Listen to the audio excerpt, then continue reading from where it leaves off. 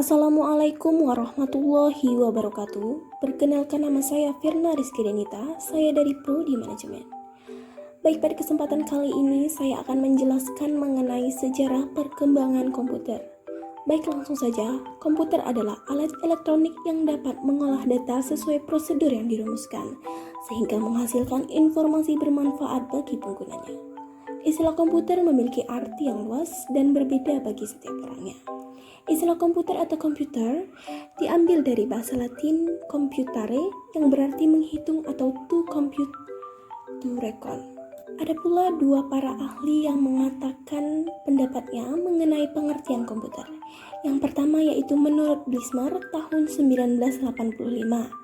Komputer adalah suatu alat elektronik yang mampu melakukan beberapa tugas, yaitu menerima input, memproses input sesuai dengan instruksi yang diberikan, menyimpan perintah-perintah dan hasil pengolahannya, serta menyediakan output dalam bentuk informasi.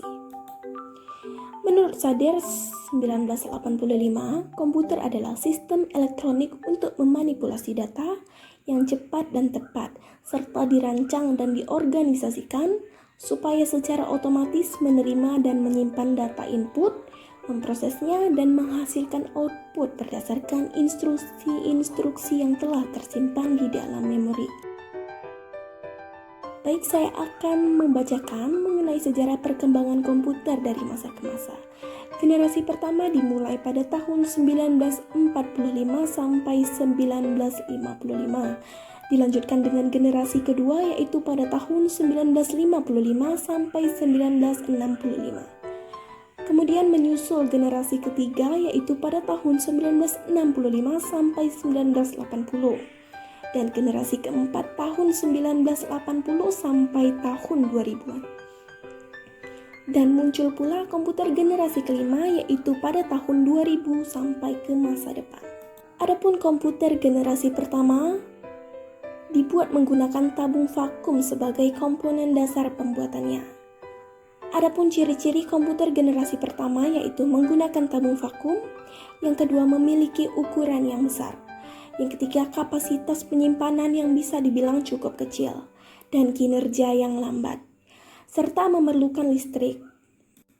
Kemudian komputer generasi kedua dibuat menggunakan transistor. Adapun ciri-ciri komputer generasi kedua ini yaitu ukurannya jauh lebih kecil, mulai menggunakan kinerja yang cepat, serta daya listrik yang mulai lebih kecil, dan menggunakan memori yang bisa dibilang cukup besar.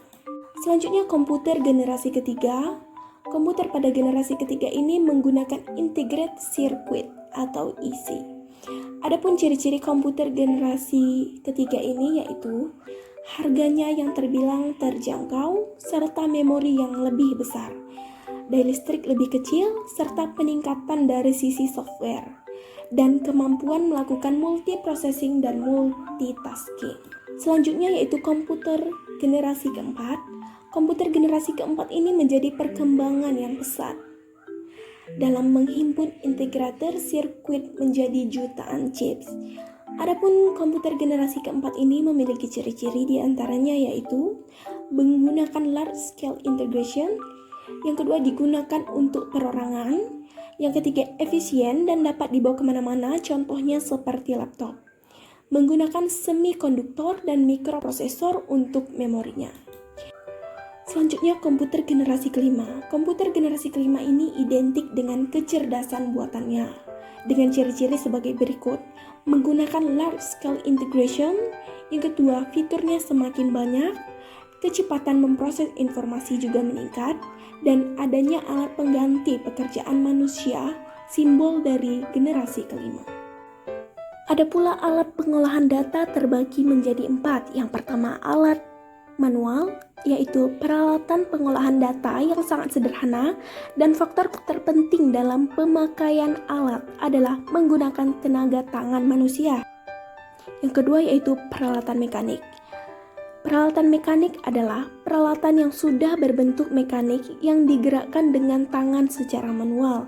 Selanjutnya yaitu peralatan mekanik elektronik, yaitu peralatan mekanik yang digerakkan secara otomatis oleh motor elektronik. Yang keempat yaitu peralatan elektronik atau peralatan yang bekerja secara elektronik penuh.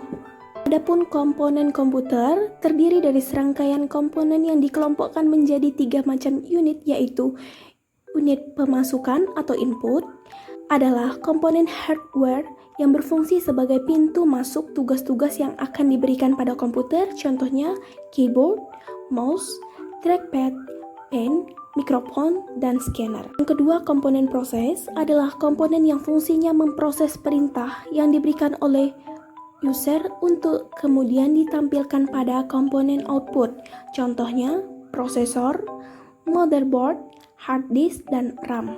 Yang ketiga adalah komponen output, adalah komponen yang berfungsi sebagai alat untuk menampilkan informasi dari perintah yang telah diproses sebelumnya.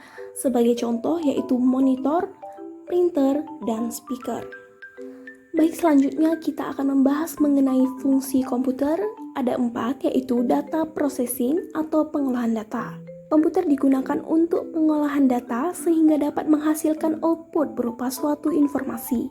Data yang diolah umumnya data berupa dokumen, teks, suara, kata, objek, video, dan gambar serta grafik. Yang kedua yaitu data storage atau penyimpanan data. Komputer berfungsi untuk pengamanan dan pemakaian kembali data. Komputer dapat melakukan fungsi penyimpanan dan pengambilan data, misalnya ketika menggunakan Microsoft Word, kita dapat melakukan penyimpanan save data tersebut ke dalam hard disk dan juga dapat mengambil kembali data tersebut atau open. Yang ketiga yaitu data movement atau pemindahan data. Komputer juga dapat melakukan pemindahan data dari satu komputer ke komputer lainnya atau alat-alat output lainnya. Selanjutnya yaitu fungsi kontrol atau pengendalian. Baik, itu saja mengenai sejarah perkembangan komputer dari saya. Lebih dan kurangnya saya mohon maaf. Wabillahi taufiq wal hidayah. Wassalamualaikum warahmatullahi wabarakatuh.